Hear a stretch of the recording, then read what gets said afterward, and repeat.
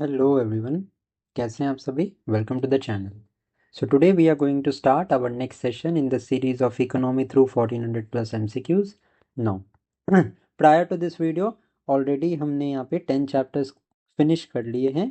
If you haven't watch these chapters you can go to the description of this video. वहाँ पे आपको playlist का link मिल जाएगा और you can click the I button that is showing right now on the right side of the video. Okay, यहाँ से you can visit the playlist and watch all the previous videos first. आज के इस session में particularly we are going to complete the chapter 11 that is the financial market. Now this is one of the most important chapter हमारी economy में। So let us start and complete the 80 questions of this chapter. The chapter 11 financial market. So before starting the chapter, basically you need to know about this term, that what actually is financial market. So finance means funds. Now what happens in financial market is जो surplus funds होते हैं ना, जो surplus funds होते हैं that lies with the citizens of the countries, may it be individuals, may it be companies.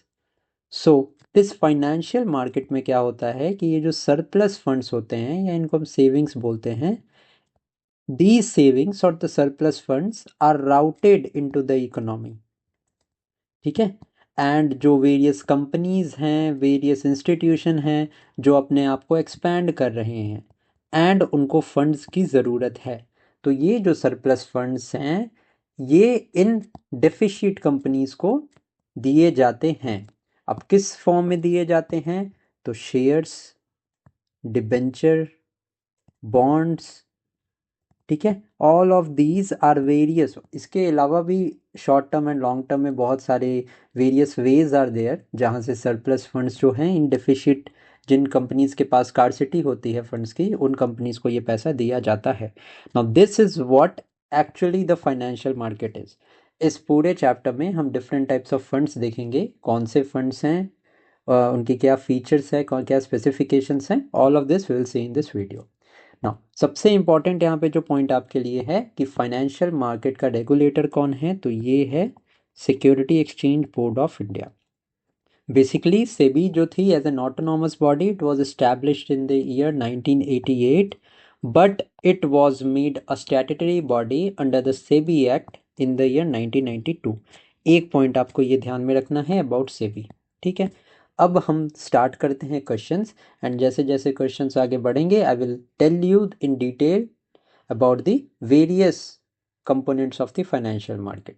Now सबसे पहला question है, what is the primary function of a financial market in an economy. Now printing physical currency, no, ये तो काम RBI का है, हमने RBI के चैप्टर में देखा था। Next is regulating the international diplomacy. It does not make any sense. Next is gathering funds from the surplus to the deficit units. अभी मैंने आपको बताया था जिनके पास फंड्स ज़्यादा होते हैं उनसे पैसा लेके डेफिशिट यूनिट्स को दिया जाता है so that they can run their business smoothly. And अगर उनका बिजनेस स्मूथली रन करेगा तो ऑब्वियसली जो होगी इकोनॉमी हमारे कंट्री की वो प्रोसीड करेगी। ठीक है, तो one is pretty much clear. Next question देखते हैं, which market deals with the highly liquid short term financial asset. Now अब फाइनेंशियल मार्केट में basically two types of market होती हैं। ठीक है, now this two types of market is based on the years, कि कितने ईयर के लिए वो जो लिक्विडिटी के अलग अलग यहाँ पे वेज होते हैं वो कितने टाइम तक वैलिड रहते हैं, इसके ऊपर में 10 ईयर के ऊपर में this financial market is divided into two types. The one is the money market and the other one is the capital market. अब the funds or the market that focuses on the assets which have tenure of less than 1 year, या other term में 364 days तक जिनका tenure होता है, all of this comes under the money market. Capital market, because capital का मतलब होता है लॉन्ग टर्म, एंड ये जितने भी फंड होते हैं these are there to promote the long term growth of the companies that are in deficit. तो जो भी यहाँ पे कैपिटल मार्केट में फंड्स प्रोवाइड किए जाते हैं this is more than 365 days और 1 ईयर। क्लियर है। नो, कैपिटल मार्केट को बेसिकली इंडिया में रेगुलेट करता है सेबी। ठीक है। मनी मार्केट को रेगुलेट करता है the reserve bank of India. अब बहुत सारे मनी मार्केट के सोर्सेज हैं, मतलब बेसिकली जो शॉर्ट टर्म होते हैं, इनका नाम है टी बिल, कमर्शियल पेपर होता है, सर्टिफिकेट ऑफ डिपॉजिट होता है, ठीक है। All of this comes under the money market. Capital market में हमारा बेसिकली आ जाता है shares, bonds, debenture, and bonds में दोनों सोवरेन बॉन्ड जो कि गवर्नमेंट इशू करती है, this is also included here only, and यहाँ पे कॉरपोरेट बॉन्ड्स, ये कैपिटल मार्केट का पार्ट है, ठीक है। अब देखते हैं हम question. Now which market deals with the highly liquid short term financial asset. अब हाईली लिक्विड का क्या मतलब है, मतलब द द मार्केट या the funds that can be readily converted into cash, तुरंत वो कैश में कन्वर्ट हो सकते हैं। सो this is none other than money market. Okay, capital market मैंने आपको बताया it is more than 1 year. And commodity market में क्या होता है, कमोडिटीज आर ट्रेडेड। कमोडिटीज जैसे क्या, जैसे ग्रेन्स हो गया, कोई भी commodity that is used by a consumer, ये कमोडिटी मार्केट में ट्रेड होती है। Okay, now what is the maximum maturity for instruments in the money market. अभी मैंने आपको बताया it is less than 1 year और 1 ईयर, तो यहाँ पे 1 ईयर का टेन्योर होता है, ठीक है। सी हमारा करेक्ट आंसर होगा। Okay, now which market is used for the long term investing and capital building. तो मैंने आपको बताया था money market is less than 1 year and long term और कैपिटल इंटेंसिव या कैपिटल फीचर्ड मार्केट में जब हम इंटर करेंगे, जिन बिजनेसेस को कैपिटल चाहिए होता है for the long term expansion, so the funds are available in the capital market, ठीक है। बेसिकली कैपिटल बिल्डिंग के लिए इसको यूज़ किया जाता है। The capital market is designed for long term investment and building of the industrial capital, ठीक है। नेक्स्ट है which category of participants includes local money lender and chit funds. अब लोकल मनी लेंडर्स जो होते हैं, आज के टाइम पे भी, आज के टाइम पे तो कम है, बट पहले के टाइम पे ड्यूरिंग द मिडेवल इंडिया के टाइम पे मनी लेंडर्स लोकल बहुत होते थे। Now they use to charge very high interest rate, ठीक है। अब आप मुझे बताओ जो लोकल मनी लेंडर्स हैं, क्या गवर्नमेंट को पता है कि कितने मनी लेंडर्स हैं, या क्या इन मनी लेंडर्स के कोई रजिस्ट्रेशन होती है जिससे हमें ये पता चलता है कि ये मनी लेंडर्स एक्चुअली वर्क कैसे कर रहे हैं, या इनकी कितनी संख्या है, कितने स्टेट में कितनी संख्या है, नहीं पता होता। जस्ट लाइक दिस, जैसे मनी लेंडर्स के बारे में हमें नहीं पता है, वैसे जो बेसिकली जो वेंडर, स्ट्रीट वेंडर्स होते हैं, इनके बारे में भी एग्जैक्ट डेटा नहीं है, बिल्कुल नहीं है। तो ये किस सेक्टर में आते हैं, ये आते हैं अनऑर्गेनाइज सेक्टर में। अनऑर्गेनाइज सेक्टर बेसिकली वो सेक्टर होता है जहाँ पे गवर्नमेंट की सोशल सर्विसेज जो हैं वो नहीं पहुँच पाती हैं, या सोशल सर्विसेज की स्कीम्स यहाँ तक नहीं पहुँच पाती हैं। This is not organised. Okay, so in the same way जो ये लोकल मनी लेंडर्स होते हैं एंड ये जो चिट फंड्स होते हैं, this belongs to the unorganised sector, ठीक है। स्टैट्यूटरी सेक्टर क्या होता है, ये वो सेक्टर होता है जो कि लॉ, कोई भी लॉ की बैकिंग है उस सेक्टर के लिए। मतलब अगर मान लीजिए हमारा एग्रीकल्चर है, तो एग्रीकल्चर को रेगुलेट करने के लिए डिफरेंट लॉज हैं इंडिया में। ओके, सो ये एग्रीकल्चर इज स्टैट्यूटरी सेक्टर, क्योंकि इसको रेगुलेट करने के लिए एमएसपी वगैरह है, ये सारा कुछ है। मतलब इसको आप स्ट्रेट सेंस में मत लो, बस ये समझने की कोशिश करो कि स्टैट्यूटरी सेक्टर का मतलब ये होता है जहाँ पे किसी पर्टिकुलर लॉ से बैकिंग मिलती है उस सेक्टर को। ओके, पब्लिक सेक्टर आपको पता ही होगा, वो सेक्टर जिसमें गवर्नमेंट की जो होल्डिंग है दैट इज मोर देन 51% या 51% होती है। Now in which market is fresh capital raise through the initial public offering. अब यहाँ पे एक टाइप हमारा आता है प्राइमरी मार्केट का। अब what actually is primary market. Now the primary market is a market in which the funds are introduced. Okay, अब इसमें भी दो टाइप के फंड्स इंट्रोड्यूस्ड होते हैं।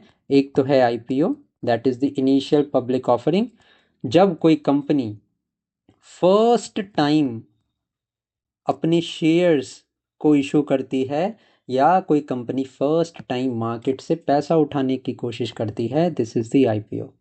आईपीओ के बाद there is another term known as FPO, that is the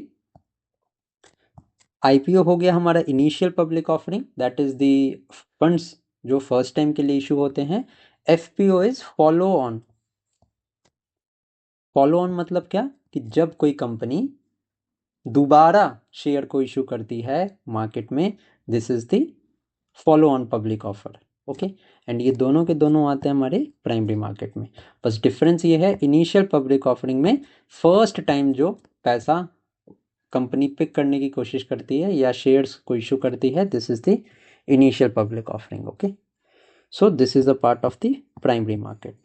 secondary market क्या होता है? सेकेंडरी मार्केट वो होता है जब कंपनी ऑलरेडी जो है वो पैसा उठा चुकी है एंड दोबारा और मल्टीपल टाइम्स जिस कंपनी के शेयर्स मार्केट में खरीदे और बेचे जा सकते हैं, वो सेकेंडरी मार्केट में होता है। ओके, नेक्स्ट देखते हैं, where are the existing securities of a company traded among the investors. अब मैंने आपको बताया था प्राइमरी मार्केट में फर्स्ट टाइम के लिए इशू होता है, एंड फिर मैंने आपको बताया एग्जिस्टिंग सिक्योरिटीज मतलब ऑलरेडी ये कंपनीज की सिक्योरिटीज इशू हो सकती हैं, इनकी सेल और परचेज कहाँ होती है? सो इनकी सेल एंड परचेज होती है सेकेंडरी मार्केट में। एंड सेकेंडरी मार्केट कहाँ पे हमारी चलती है? सो this is in the stock exchange. दो स्टॉक एक्सचेंज है फेमस इंडिया के, एक तो है नेशनल स्टॉक एक्सचेंज और एक है Bombay stock exchange. Bombay stock exchange is the oldest stock exchange, establish हुआ था 1875 में।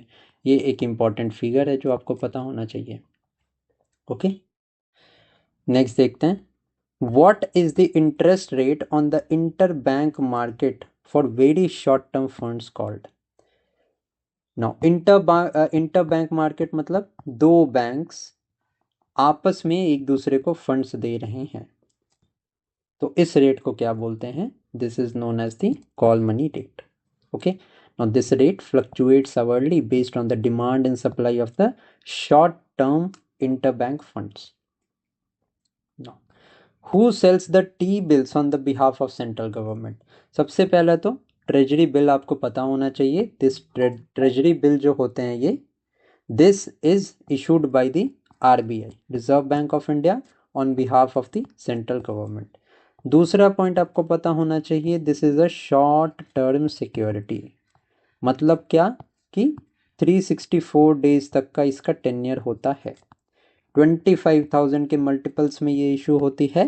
एंड सबसे इंपॉर्टेंट पॉइंट आपके लिए ये है कि जो स्टेट गवर्नमेंट होती है, they in any case can not issue treasury bills.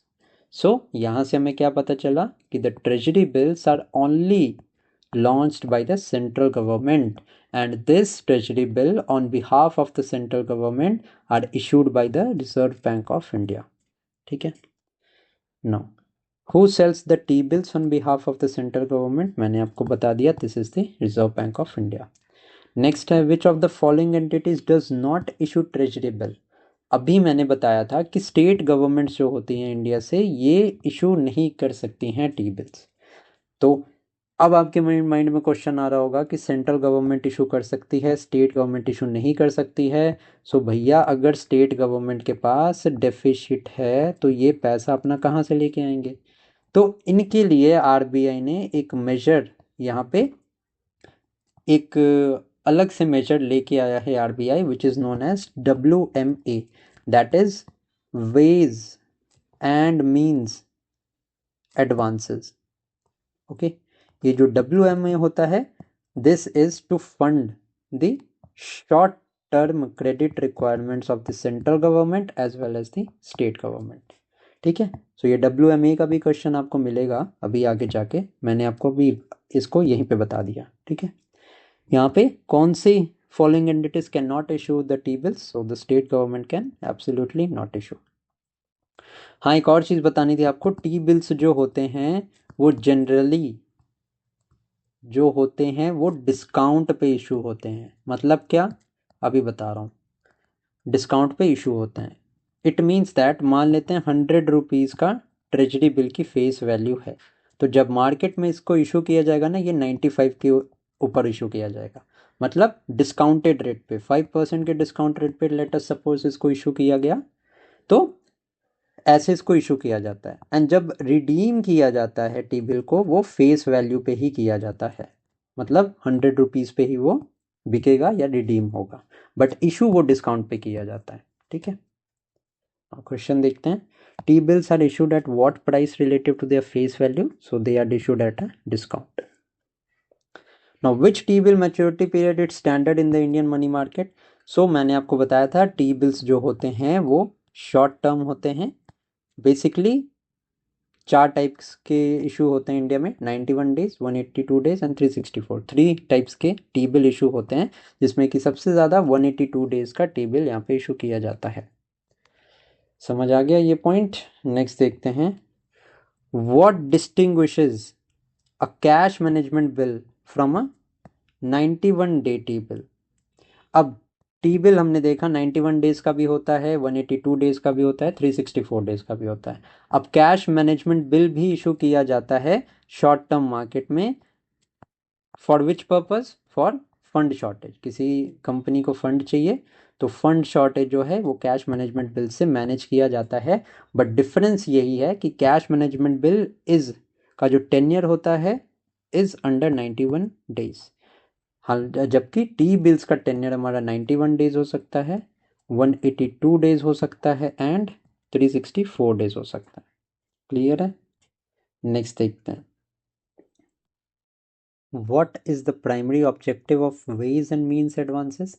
सो अभी मैंने आपको बताया था, this is for bridging the temporary receipts and payment expenditure mismatches. Now how long can the central government typically utilize WMA before the repayment? So basically 10 days का tenure होता है, जिसमें central government को वेज एंड मीन्स एडवांसेस के through जो funds मिलते हैं उसको यूटिलाइज करना होता है। एंड ये मैंने आपको पहले ही बता दिया है कि आरबीआई जो है ये फंड करता है WMA। How many consecutive working days are state government allowed for WMA?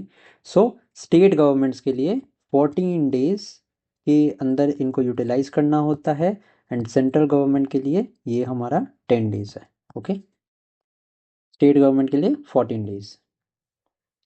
Next है, which instrument is issued by commercial bank to meet their own short term requirement. Now T bill हमने देखा था, T bill क्या होता है, तो ये central government issue करती है, तो कमर्शियल बैंक का तो नाम ही नहीं आ सकता। अब ये मसाला बॉन्ड क्या होता है, अब masala bond these are type of bonds that are long term instrument, ठीक है, जो कि रूपी डिनोमिनेटेड होते हैं, मतलब रूपी में इनको इशू किया जाता है। सो बेसिकली जैसे ही बॉन्ड आ गया आपको ये समझ जाना चाहिए, बॉन्ड है तो ये लॉन्ग टर्म होगा, एंड क्वेश्चन हमसे शॉर्ट टर्म पूछ रहा है, तो हम मसाला बॉन्ड एंड टी बिल तो स्ट्रेट अवे एलिमिनेट कर सकते हैं। कमर्शियल पेपर क्या होता है, commercial paper generally short term borrowing का ही इंस्ट्रूमेंट होता है, बट इसमें इंडिविजुअल कॉर्पोरेट सारे कोई पार्टिसिपेट कर सकते हैं। बेसिकली जो सर्टिफिकेट ऑफ डिपॉजिट होता है, this is issued by commercial bank to meet their own short term requirement. ठीक है, now what is the minimum deposit amount required for a certificate of deposit? So ये 1 लाख होता है, या minimum amount 1 lakh होता है और द मल्टीपल्स ऑफ 1 लाख, मतलब 1 लाख, 5 लाख हो सकता है, 2 लाख हो सकता है, मल्टीपल ऑफ 1 लाख में। Now what is the maturity range for certificate of deposit. मैंने आपको पहले ही बता दिया है ये शॉर्ट टर्म इंस्ट्रूमेंट है, तो 5 ईयर 10 ईयर्स तो होगा नहीं, 1 to 3 भी होगा ही नहीं, लेस देन 10 ईयर्स होता है, लेस देन 1 ईयर होता है, तो 7 days to 1 year, pretty much easy है ये। Now which short-term unsecured promissory note is issued by the high-rated companies?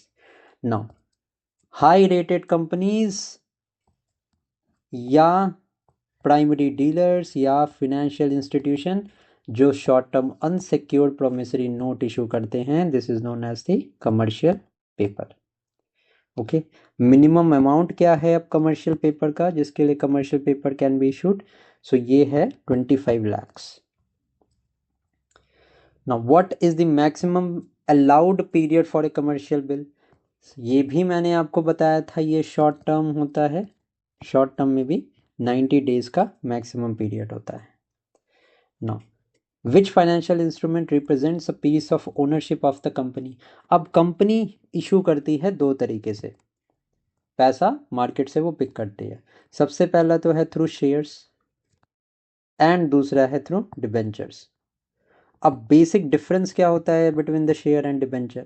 अब शेयर जो होता है it is basically the ownership right of the company. मतलब आप उनके शेयर्स ले रहे हो, कोई भी कंज्यूमर उनके शेयर ले रहा है तो वो कंपनी का ओनर है. Owner means what? Owner means ये कि अगर ओनर को प्रॉफिट हुआ है तो भी उनको मिलेगा, बट अगर ओनर को लॉस झेलना पड़ रहा है, अगर कंपनी को लॉस झेलना पड़ रहा है तो लॉस भी ओनर को ही बियर करना पड़ेगा ना. शेयर्स में क्या होता है कि आप ओनर हो तो आपके पास वोटिंग राइट्स भी होते हैं. बेसिकली शेयर्स की ये फैसिलिटीज़ होती हैं. डिबेंचर में क्या होता है कि आपको इंटरेस्ट मिलता है. क्यों? क्योंकि debentures are type of a loan for the company. अब लोन के ऊपर इंटरेस्ट तो देना ही पड़ेगा. ठीक है, अगर मान लेते हैं कंपनी लिक्विडेट कर रही है, if a company is not able to function properly and company liquidate कर रही है, सो व्हाट हैपेंस इज सबसे पहले तो डिबेंचर होल्डर्स को पैसा दिया जाएगा ना. ओनर्स, अब ओनर्स का क्या है? ओनर्स को लास्ट में पैसा मिलता है, मतलब शेयर होल्डर को लास्ट में पैसा मिलता है, डिबेंचर होल्डर्स को सबसे पहले दिया जाएगा. प्रॉफिट के भी केस में सबसे लास्ट में प्रॉफिट शेयर होल्डर्स को दिया जाता है, पहले प्रॉफिट जो है वो डिबेंचर्स होल्डर को दिया जाता है डिविडेंड इशू करके. ठीक है, बेसिकली ये डिफरेंस होता है बिटवीन शेयर एंड डिबेंचर्स. तो क्वेश्चन हमसे पूछ रहा है which financial instrument represents a piece of ownership in a company? So ownership को रिप्रेजेंट करता है हमारा शेयर. ठीक है, नेक्स्ट देखते हैं what do the share holder receive as the portion of a company's profits? So company के profit में शेयर होल्डर्स को डिविडेंड दिया जाता है, इंटरेस्ट जो है वो डिबेंचर होल्डर को दिया जाता है. नेक्स्ट है which type of share grants the voting rights to the holders? Voting right to the holder इनमें से किन को दिया जाता है? सो मैंने आपको बताया this is the equity share holders. Equity share holders are the owners. अब यहाँ पे डिबेंचर एंड बॉन्ड को तो आप कैंसिल ही कर दो, ये तो हो नहीं सकते क्योंकि ये तो क्रेडिट इंस्ट्रूमेंट होता है. प्रेफरेंशियल शेयर में होता है कि प्रेफरेंस दी जाती है इनको over equity share holders when the profit is being divided. Equity share holders are basically the owners. Okay, so B हमारे यहाँ पे करेक्ट आंसर होगा. नेक्स्ट है which investor have a higher claim on the asset but usually no voting rights? अब shareholders मैंने दो type के आपको बताए थे. एक तो बताया अभी इक्विटी शेयर होल्डर जिनको लास्ट में पैसा मिलता है एंड इनको वोटिंग का राइट होता है. बट इक्विटी शेयर होल्डर्स से पहले प्रेफरेंस शेयर होल्डर्स हैं. मतलब क्या? प्रेफरेंशियल का मतलब होता है प्रेफरेंस. प्रेफरेंस मतलब ये कि इनको प्रेफरेंस में पहले पैसा दिया जाएगा, क्लेम एसेट का इनको पहले दिया जाएगा. ठीक है, बट इनके पास वोटिंग राइट नहीं होता है, वोटिंग राइट होता है इक्विटी शेयर होल्डर के पास. क्लियर है? सो प्रेफरेंस शेयर होल्डर यहाँ पे आंसर है. ये आप इसका एक्सप्लेनेशन पढ़ सकते हैं. What is a debt instrument with fixed interest rate issued by a company? No, this is a debenture. Now, these debentures are the debt instrument issued by companies at a fixed interest rate. Next है which type of debenture can be exchanged for a company share after a period? Now, अब ये है debenture and the question is asking कौन से ऐसे debenture है that can be converted to the shares. So generally ये debenture convert हो रहे हैं शेयर्स में, तो ये क्या होंगे? कन्वर्टेबल होंगे. इजी है. नॉन कन्वर्टेबल है the debentures that can not be exchanged for the company shares are the non convertible debentures. So convertible is the correct answer. Now how do non convertible debentures different from the Convertible ones. Because the non-convertibles one cannot be turned into shares. Basic question है. Now, what determines the interest rate offered on the corporate debentures? Now, आपने सुना होगा credit rating companies होती हैं. अब ये credit rating companies जो होती हैं, ये क्रेडिट वर्दनेस ऑफ अ कंपनी को बताती हैं. इट मीन्स व्हाट, दैट जो भी वो कंपनी लोन्स, कोई भी कंपनी अगर लोन्स पिक कर रही है मार्केट से, तो वो उन लोन्स को कितने टाइम के बाद they are able to repay their loans, इस हिसाब से रेटिंग होती है. आपने सुना होगा वेरियस क्रेडिट रेटिंग कंपनीज का नाम, such as Fitch, such as Moody's. ठीक है. नाउ, तो ये जो इंटरेस्ट रेट होता है कॉर्पोरेट डिबेंचर्स में, that is decided by the credit rating agencies. Okay. Now which debt instrument is commonly used by the governments and large corporations? So ये generally bonds को इशू करते हैं, because the bonds are the debt instrument that is used by government and large entities to borrow fund for the fixed periods. Okay. Now, which bond is purchased at a deep discount and pays no periodic interest? So this is known as the zero coupon bond. इसका नाम ही zero coupon bond होता है because इसको discount पे purchase किया जाता है, and जब ये रिडीम किया जाता है ना, जब इसको रिडीम करते हैं, so it is redeemed at the face value. Okay. And इस पे कोई भी इंटरेस्ट नहीं पे करना पड़ता. Okay. So C will be the right answer. Now, what is the purpose of a inflation indexed bond? अब inflation indexed मतलब कि adjusted for inflation, adjusted for inflation. तो यहाँ से आप समझ लो, to protect the investments from the inflation. That is why they are known as the inflation index bond. Now, how does inflation index bond differ from a capital index bond? Now, जो inflation index bond होता है ना, this is basically adjusted for inflation. It means what, कि जो आपकी savings है, जो आप पैसा लगा रहे हो, वो क्या है, वो इन्फ्लेशन के लिए एडजस्ट हुआ है, एंड इसमें बोथ आपका प्रिंसिपल एंड इंटरेस्ट प्रोटेक्ट होता है. This is the basic difference. Whereas capital index bond क्या होता है, बेसिकली इसमें प्रिंसिपल ही आपका प्रोटेक्ट हो पाता है. Okay. The capital index bonds only protects the principal, whereas the inflation index bond protect both the principal as well as the interest. Which bonds are issued by urban local bodies for capital projects? So urban local bodies मतलब क्या? Urban local bodies मतलब हैं वो organisations जो कि constitutional body हैं, and in सारे options में से आपको म्यूनिसिपैलिटी दिख रही होगी. म्यूनिसिपैलिटी इशू करती है म्यूनिसिपल बॉन्ड्स. ठीक है. For capital projects. So municipal bond will be the correct answer. Okay. Next देखते हैं. Which cities corporation was first to issue the municipal bonds in India? ये important हो सकता है question. So Bangalore Municipal Corporation was the first one. In which currency are masala bond denominated? मैंने आपको बताया था मसाला बॉन्ड जो है वो इशू इंडिया करता है, and these are rupee dominated. Okay. इसके अलावा अगर मैं कंगारू बॉन्ड्स की बात करूं, तो कंगारू आपको पता होगा, these species are from Australia, तो ये ऑस्ट्रेलिया के बॉन्ड्स होते हैं. इसके अलावा कमोडो बॉन्ड्स होते हैं, ये इंडोनेशिया के होते हैं. सो इसी तरीके से ये चीज़ें होती हैं. ओके. तो masala bonds are rupee dominated. Who bears the foreign exchange risk in the masala bond transaction? अब कौन बियर करेगा रिस्क?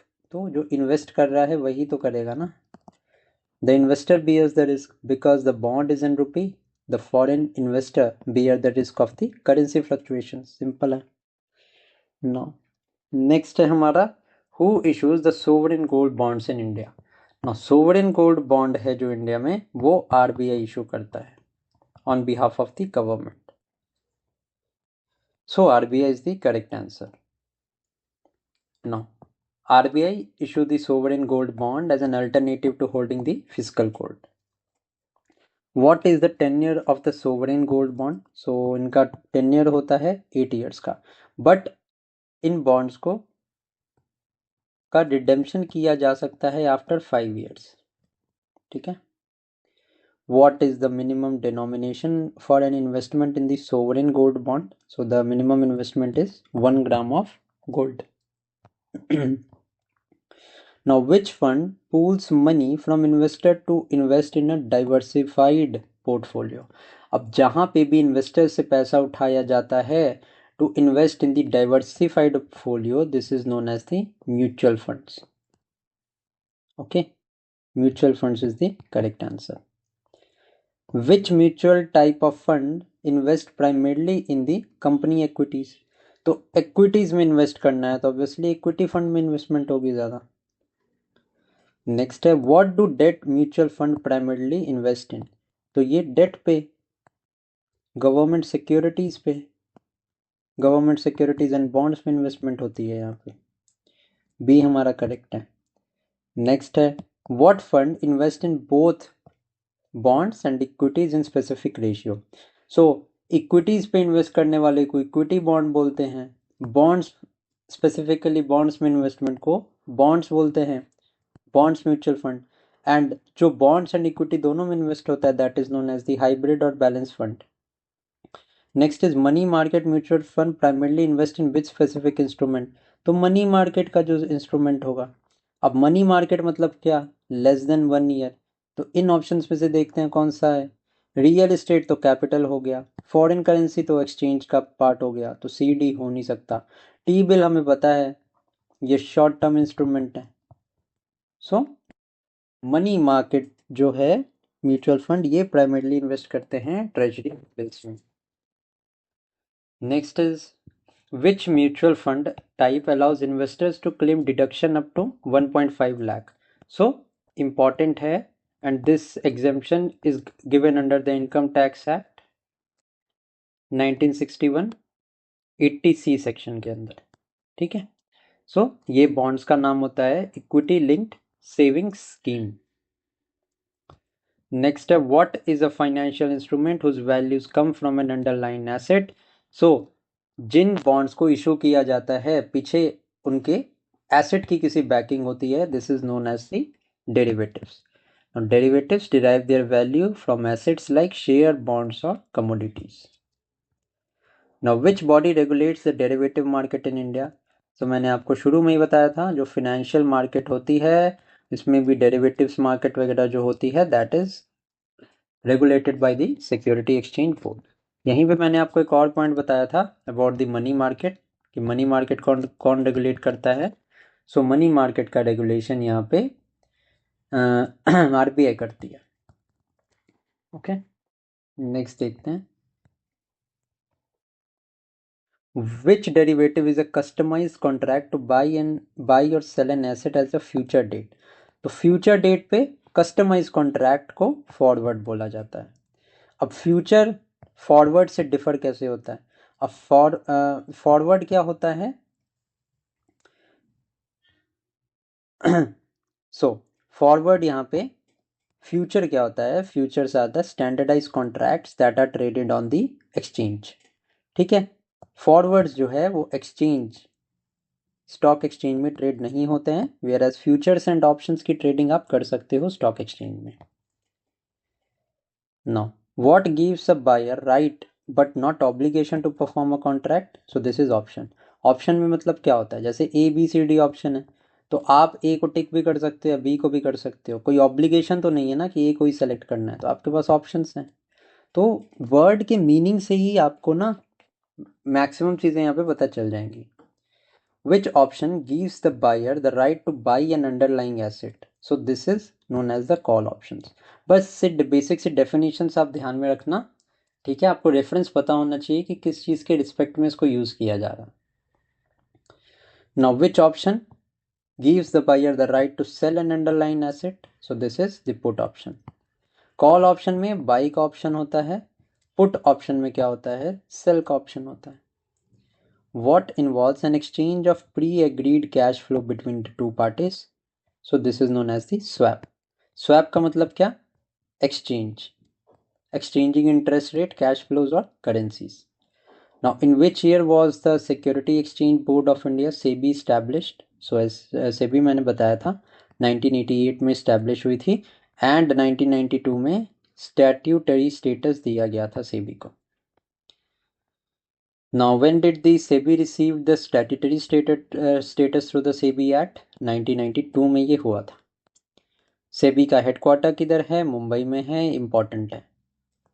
आरबीआई का भी हेडक्वार्टर जो है ना ये मुंबई में ही है. Which SEBI functions involve safeguarding investment from the fraudulent malpractices? So this is protective functions of the SEBI. Protective मतलब क्या? protect करना. Which SEBI function involves enforcing rules for market participants? तो rules बनाने का काम मतलब क्या? regulate करना. So this comes under the regulatory function. Next है हमारा Which SEBI function promotes investor education and trading innovation? तो ये आ जाएगा हमारा डेवलपमेंटल और ट्रेनिंग या अवेयरनेस वाले उसमें. Who appoints the chairman of SEBI? So government of India appoint करती है SEBI के चेयरमैन को. Next, how many members are nominated by the government of India to the SEBI board? So 5 members are nominated by the government of India. अभी presently अगर मैं बात करूं तो सेबी के चेयरमैन कौन है? तो ये भी पता ध्यान में रखना आप, तुहीन कांत पांडे. ठीक है. SEBI power to give judgments on unethical activities is known as the quasi-judicial powers. SEBI power to frame rules and regulation. अब रूल एंड रेगुलेशन पॉलिटी के रिस्पेक्ट में आपने पढ़ा होगा, कौन फ्रेम करता है? तो लेजिस्लेचर फ्रेम करता है. तो सेबी की जो पावर है to frame the rules and regulation, it comes from the quasi legislative powers. Now which SEBI power allows it to take legal action against the violators? So this is quasi executive. How many members of SEBI board come from the ministry of finance? तो 2 member जो होते हैं SEBI के, that comes from the ministry of finance. How many members of SEBI boards are there from the RBI? So 1 member. Which market has no fixed geographical location for transaction? So ये होती है primary market. Next है हमारा what is required for an investor to trade in the secondary market? तो secondary market में trade करने के लिए एक डीमैट अकाउंट होना चाहिए, which is the demat and trading account. In a fixed to floating swap what does one party pay? So the one party pays the fixed interest, the another one pays floating. Now, which instrument is a short-term financing mechanism for government? So this is WMA, that is the ways and means advances. Next है हमारा which bond protects only the principal amount of from inflation? तो principal का amount हमने अभी देखा था cash capital index bond में protect होता है, जबकि इन्फ्लेशन इंडेक्स बॉन्ड में both the principal as well as interest is protected. Main benefits of sovereign gold bond over the physical golds. मतलब क्या? सोवरेन गोल्ड बॉन्ड में कोई भी फिजिकल बैकिंग नहीं होती है गोल्ड की, फिजिकली गोल्ड होल्ड नहीं करना पड़ता है, तो यही इसका एडवांटेज है. No storage risk and it also earns interest. What is the minimum average maturity typically required for the external commercial borrowing? So it is a long term instrument. So basically generally 3 years की इसकी validity होती है. Which entity is eligible to raise fund through the ECB? That is the external commercial borrowing. So this is the entities that are eligible of the FDI. What happens to the value of masala bond if the rupee devalues? रूपी devalue होगा मतलब क्या कि foreign investor को ज़्यादा रूपी देना पड़ेगा फॉरेन मार्केट में ट्रेड करने के लिए. इट मीन्स क्या कि जो रिसीव करेगा इन्वेस्टर वो लेस रिसीव करेगा because more of that has to be spent. Which mutual fund typically invest in T bill and other short term government securities? So this is gilt और money market fund. Next, which SEBI function prevents unfair trade practices like insider trading? So this is regulatory function. And next time, organized participants in the money market include which of the following? So RBI and commercial bank are the participants, and RBI is the sole regulator of the money market. So with this we have completed all the 80 questions of the financial market and I hope कि ये आपको समझ में आया होगा. सो अगर समझ में आया है do consider to like this video and आप कमेंट करके बता सकते हैं कि वीडियो आपको कैसी लगी. So thank you for watching this video and keep studying.